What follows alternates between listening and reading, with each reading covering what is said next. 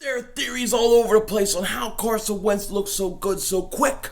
Well, I think Michael Bennett said it the best. He had the best theory when asked. He said, obviously, Carson Wentz's knee's got that Kobe Bryant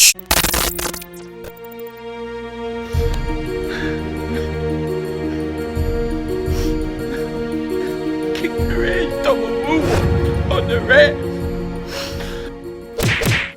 Everybody, how you doing? King Dingbat here. So, day 3 is finally in the books for the Philadelphia Eagles, and we're starting to see some patterns emerge with some of the same players. They're performing well every day, and we're going to talk about this in a minute.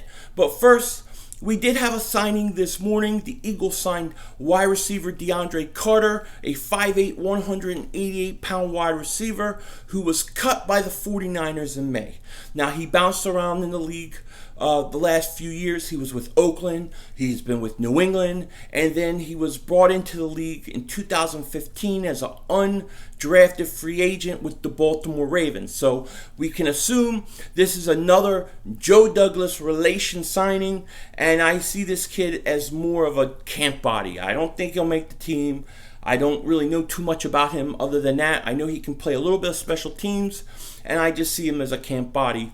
But the Eagles did sign him nonetheless, so we'll see if this means no Corey Graham and maybe no other punter coming in, because I really thought they were going to use this last spot to bring in some competition at the punter spot. So in day 3 of practice, the pads came out. Now, a lot of people think when the pads came out, we probably would see less of Carson Wentz taking part in some of these activities, because even though it may not be full contact yet, there's a lot more contact and hitting than there is in what they had been doing, so there's more risk for injury. Well, that didn't scare Carson Wentz. That didn't scare the Eagles coaching staff. He was out there taking almost every rep. He worked with the second team, he worked with the first team, and he was throwing dimes. He was making some unbelievable passes. There was a point where everybody kind of got scared because 2 defensive linemen fell right near his knee. Now, Carson didn't panic. He wasn't concerned about it. He wasn't worried about the knee first. Carson kept looking downfield. He sidestepped it, and he fired a dime. He fired a dime to 30 yards downfield, and everybody was like, this dude's ready. This dude's a maniac. This dude has no fear. And maybe some people are right. Maybe we have to be cautious because he is not scared. He is ready to go. But Carson, he looked great. He did have a couple interceptions. I think he actually had 3. One was his fault. It was a short pass on a deep ball. And then 2 of them were miscommunications on route running by Matt Jones, and then one by Matt Collins. But overall, Carson had a great day, and most of the articles, most of the things that I've read about him, he's playing week 1. There's no way the Eagles would let him do this much if he wasn't playing. But the thing also they said was, this is where his physical body is. This is where he is on his recovery. Just because they say 9 to 12 months doesn't mean that's what it takes for everybody. Some people are less, some people are more. He is ready for what he is doing, and that's a great thing. So out of all the stories so far in training camp, I would say that Carson Wentz's story and his health is the biggest surprise. It is the biggest story going. People are shocked. Their heads are turning. They can't believe how good this guy looks so far in camp. They can't believe it. Even the players are talking about this. They can't believe that this guy looks so good.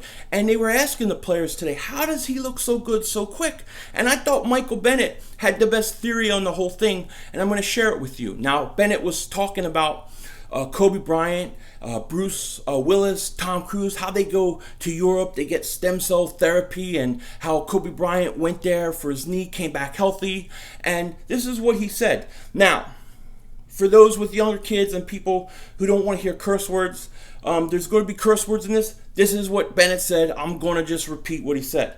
Wentz probably went to Germany or Switzerland or some shit because he looked good out there. They got that shit in Germany.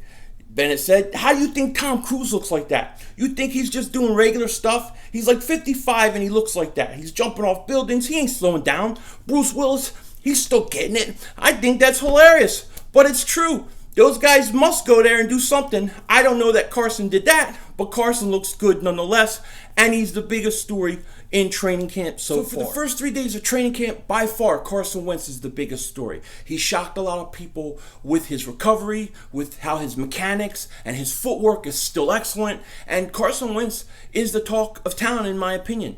But there are other guys who are playing really well, who are standing out, who are worth talking about, and I want to get into some of them right now. Nelson Agholor had another great day. He's had a great OTAs, he has had a great camp, and what I'm hearing from Nelson Agholor, which is very exciting, is that he seems like he has another gear. He seems like he has another gear of quickness this year, and he's going to be even more explosive. Now this year, he has confidence, he's played the slot position, and he ain't going to have to worry about, making mistakes and things like that. He can just go out and play. And if he can just go out and play and react, we're going to see an even more explosive Nelson Agholor, and that's dangerous for the entire NFL. Darren Sproles today was getting oohs and ahs with his speed, with his agility, with his movement. He looks 100%. He looks like he's got at least one good year left in him, which makes the Eagles even more dangerous. If you start adding these dynamic, game-breaking players on the field at the same time for the Eagles, it's a dimension the Eagles didn't have last year when they had their Super Bowl run. Now, another guy who had a really good day, who's had a good spring and a few days in training camp as well, is Dallas Goedert. Now, this guy is going to be the steal of the draft. I have no doubt about it. But apparently, he catches everything. He doesn't drop the ball. He catches everything thrown his way. He made a great backhanded catch today or something where people were mugging him, people were all over him, yet he still comes up with the ball, and Carson is really going to like throwing to this kid. I think that with the Eagles tight end situation, Ertz, him, and then Richard Rodgers, and them practicing 3 tight end formations, I can't wait to see this. But Dallas Goedert continues to impress. Darren Sproles, Dallas Goedert, Nelson Agholor, Carson Wentz all stood out on offense today as far as I'm concerned. Now on the defensive side of the ball, I want to talk about Sidney Jones again. Sidney Jones, his name's every day because every day this guy is impressing people. He is the real deal. No matter whether he plays in the inside, on the outside, this dude is legit. Everybody better get ready to hear a lot of Sidney Jones this year. Now today he was the starting nickel corner. He also was a starting nickel corner day 1. Then he went to the outside day 2. But he was back at the starting nickel corner today. And he was fantastic. Matter of fact, they're saying the whole secondary is playing lights out. Which is what I said. This secondary is going to be one of the strong points of this Eagles team this year. Devontae Bosby had some breakups. Jalen Mills had an interception. Sidney Jones was everywhere. These guys are everywhere. And I can tell you that Sidney Jones, whether he plays inside this year, whether he plays outside, he's going to play a lot. And if he does go to the outside, this does create an interesting situation with Ronald Darby. Would the Eagles trade him? We'll get into that in a later video. But Sidney Jones, the secondary, they looked fantastic today.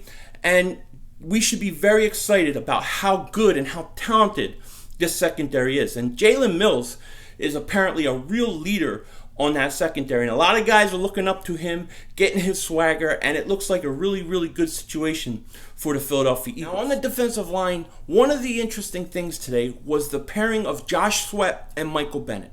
They paired those guys up today, and apparently they were torching everybody on the line. They were giving that offensive line a lot of problems, getting a lot of penetration, and they looked really good. I keep saying this about Josh Sweat. I think that this guy's the real deal. I think a lot of us think that he's a real deal, and he's one of the guys I want to see the most. But Michael Bennett is starting to make his presence felt. He's starting to get pressure. He's starting to dominate. And then you have a guy like Josh Sweat to play with him.